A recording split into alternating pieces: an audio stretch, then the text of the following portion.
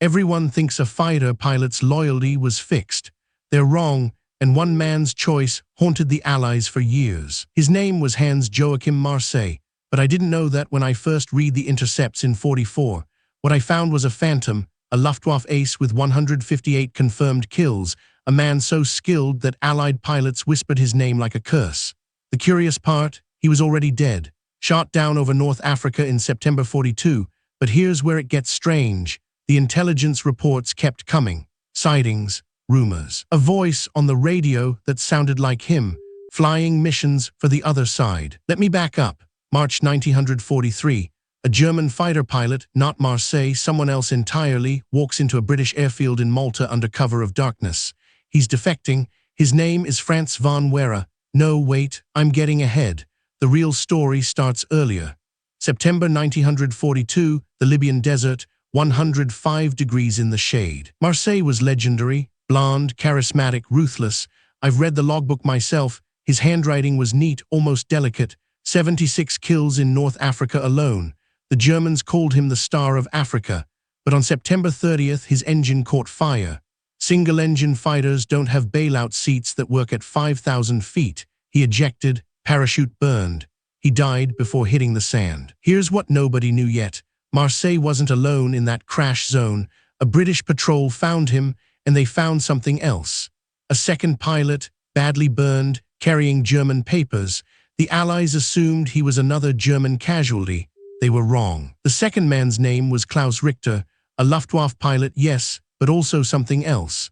Before the war, he'd been a commercial aviator. He spoke perfect English. He had family in Canada, and he was carrying a letter, folded in his flight suit, addressed to a British contact in Cairo, an offer, intelligence in exchange for asylum. The interrogation took 3 days. I've read the transcript.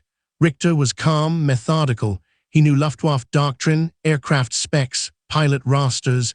He knew which squadrons were being rotated. He knew maintenance schedules, but he also knew something else. He could be more valuable alive than dead. By March 1943, 6 months after the crash, Richter was flying again. Not for Germany, for Britain. The RAF fitted him in a Spitfire, a captured German aircraft retrofitted with British markings and radio. His mission, fly low, fast, and deep into Axis territory. Photograph airfields, record radio chatter. Return, it was suicide work. The Germans had his face on wanted posters. And here's the part that kept intelligence officers awake at night.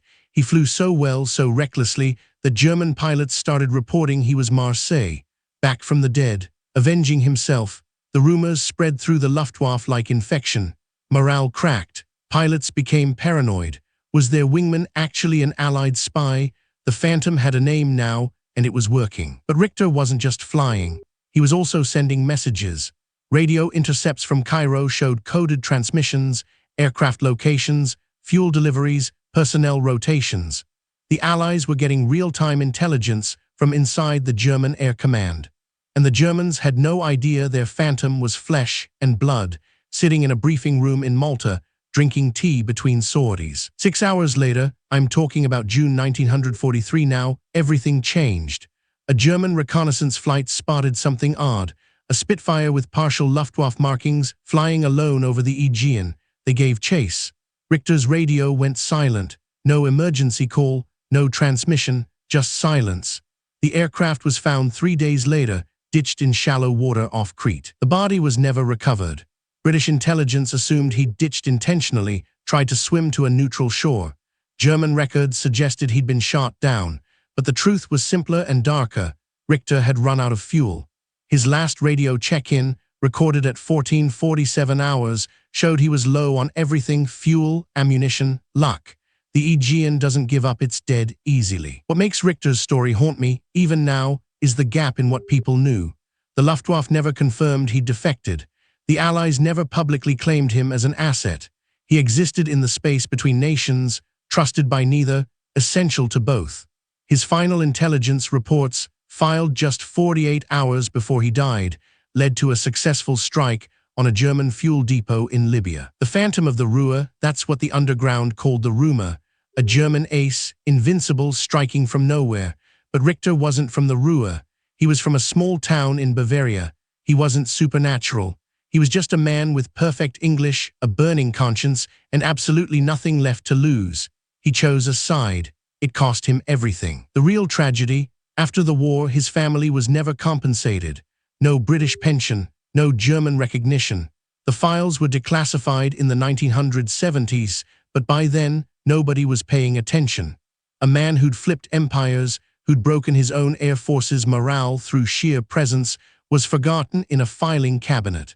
That's the kind of story that gets erased. Klaus Richter flew a total of 43 sorties for the RAF. 43. He was shot at by both Air Forces, trusted by neither command.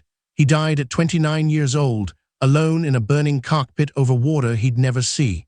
And somewhere in the Aegean, the Spitfire he flew still rests, waiting for someone to remember what he did. The Phantom was real. He just wasn't who anyone thought he was. Stories like Richter's don't survive by accident. They survive because someone digs through the declassified archives, reads the logbooks, connects the dots that history tried to erase. Subscribe, because every week, there's another untold story buried in plain sight, waiting for someone curious enough to find it. Subscribe, because every week, there's another untold story buried in plain sight, waiting for someone curious enough to find it.